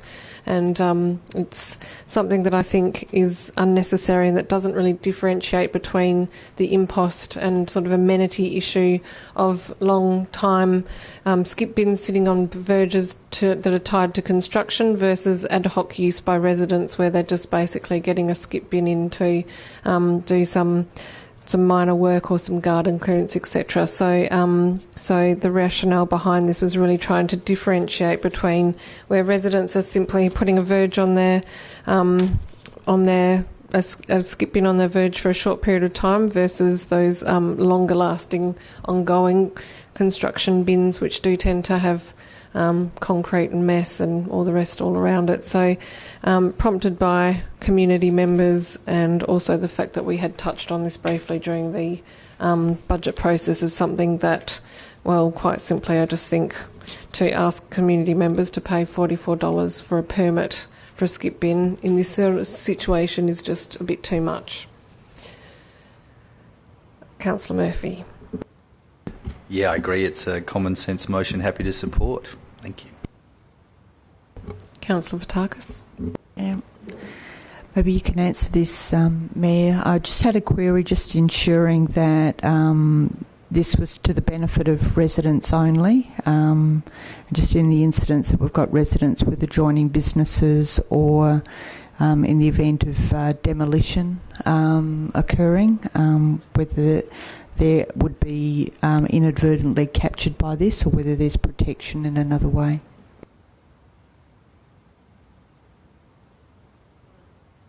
Sorry, I'm just double checking the wording. It basically says that it's currently required for residents who wish to place a skip bin on the verge, so it wouldn't apply to commercial or major construction sites. Do we need to state that, or is that just a given? Well, the motion states that it's currently required for residents. Director of infrastructure and environment, given that you haven't had an opportunity to speak this evening. Would you like to chime in on this one? Yes, Michael. We had interpreted as residents only and not to include businesses or commercial activities. That's our interpretation from the wording. Any further comments or questions? Okay, I'll put the motion. All those in favour? Declare it carried unanimously. Thank you. The last item for this evening is the second notice of motion, again from myself, Mayor Mccole, in relation to expressions of interest for events in North Perth Common. I'll take again the opportunity to move my motion, so I will move it. Seconded by Councillor Toppelberg. This motion is really about trying to really keep the focus on our new public open spaces. With Leederville Village Square, we've already had Leederville Connect have gone out and engaged a activations officer, and they have announced that they have made that appointment and that they are now working towards a calendar of events in Leederville Village Square. So that feels like that's really fantastic and under control, and that Leederville Connect are moving forward with that. The City of Vincent is planning events. Exciting to announce that the first event that will be held since our opening is that the native plant sale is going to be moved from the library to North Perth Common. So that's, good use of space, trying to actually get people out and engage with the space, taking an event that we hold every year. Maybe those that are used to rocking up at the library, so our communications on that's got to be quite strong to make sure that we capture people who are very much creatures of habit around where that event has been held for some time. But we think this is a good use of the space. So the city's planning events, but this is really to support that and to do a public call out to really invite a range of proposals, because the city has a constrained events budget. North Perth Local has applied for some funding for events, but it's not going to mean that we're going to have a sort of curated series of events over a sort of whole event season. So we do really need private people to come forward with event proposals, and it is based on events and activities that support the community feedback that we have been requesting from the community about the types of events they'd like to see in the space and which are inclusive of the local community. So it's not about saying, come and put a big fence around North Perth Common and have a paid event or have a private party. It's about having events there that the community can really engage in and make the best use of that space. And we know that the more events we have, the better the economic activation will be. So it's really about making sure the space is used as it was intended to be, so that it's closed regularly and that people are actually really identifying that that space is a meeting place, a place for gatherings and activity to be happening. So this is really about expression of interest, but also putting forward that is available for hire without fee. There is actually an amendment which I won't put because I'm just moving it, but just to let you know that there is amendment also about other spaces, our other town squares. Seconded by Councillor Toppelberg. Thank you, Mayor Cole. I actually have an amendment of my own.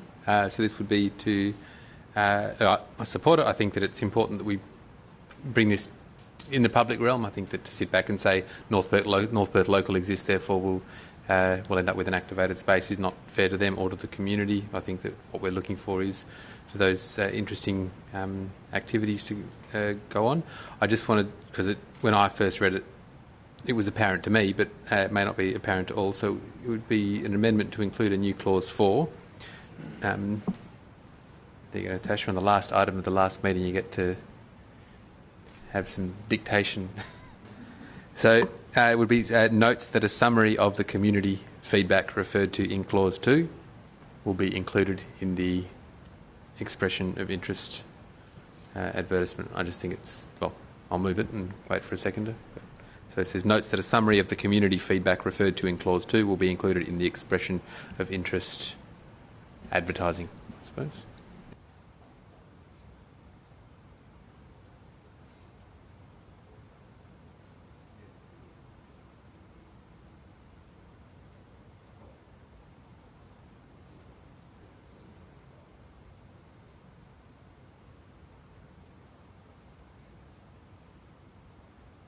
Is there a seconder for the amendment? Seconded, Councillor Gontaszewski. Do you wish to speak to it, Councillor Just very Toppelberg? briefly, if we're being specific, that preference is going to be given, we need to be clear about what that community feedback is, because that way people know that they should gear their proposals towards things that reflect that feedback. Very supportive of setting expectations rather than having people flying blind. Councillors?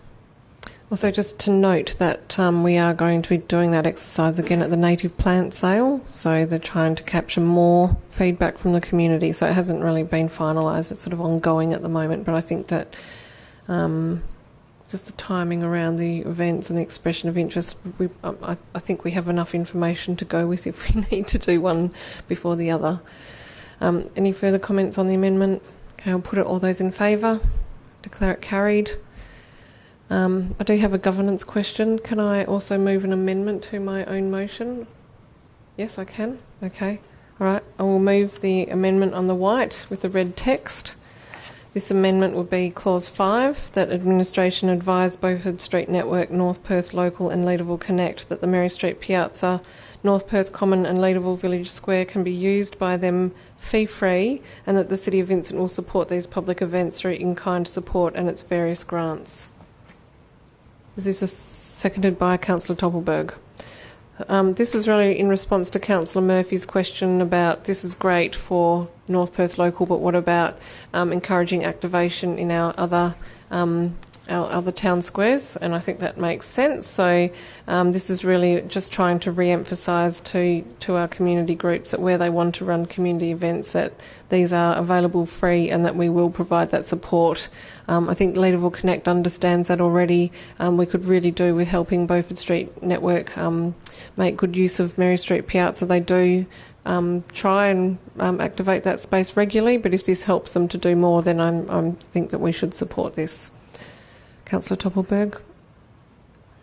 No, I did send an email through earlier just that, where events or things are proposed that either involve multiple entities. I think it's important that either the application process, approval process, or and particularly in relation to insurance, needs to be clear, because having the event available for hire that isn't necessarily the only, at no fee isn't necessarily the only expense associated with operation. I think we just need to make sure that we are very clear in our understanding so that we can give clear advice to potential event holders. Oh yes, John's ready to go. Hello John, we haven't heard from you this evening either. Sorry, Director. Yes, through you, Mccole, as part of advising those town teams, we will set out information around insurance and other in-kind support. The street activation policy that I actually discovered today, I wasn't aware that it was adopted last year while I was on leave, so it's a fantastic policy. It really is, and it does specifically go through the insurance, that the city will cover insurance for events that have less than 1,500 people at one time, which is, I'm sure, all the events that will occur in that kind of a space, because it's not big enough to accommodate more than that in most cases. And those that are bigger events that are run by the town teams, we would provide support in kind, plus they have insurance typically, or they will always have insurance in any case. So all of those issues will be covered. At the moment, the biggest challenge we have as an organisation is that a lot of the answers to these questions are spread across the organisation, as I found out today walking around trying to understand it myself. And so the biggest thing we need to do is provide that one-stop shop, which, as Council's aware, we're working on at the moment with the CEO. So I'm confident we'll be able to implement this. Thank you, Director. Any further comments on this notice of motion? Okay, I'll put it. All those in favour? Declare it carried. Thank you very much. That concludes our council business for this evening, so I will say thank you. Thank you again, Tash. Yeah. Oh, I'm so sorry. That's something I do every now and then, just to keep everyone on their toes. Were you watching governance, people? Yes. Okay, feel free to jump in. There should be a button that you press and give me electric shock. Sorry about that. So we've just dealt with the amendment. We're back to the substantive. Does anyone wish to speak further on the substantive motion? No? Okay, I'll put the substantive motion. All those in favour?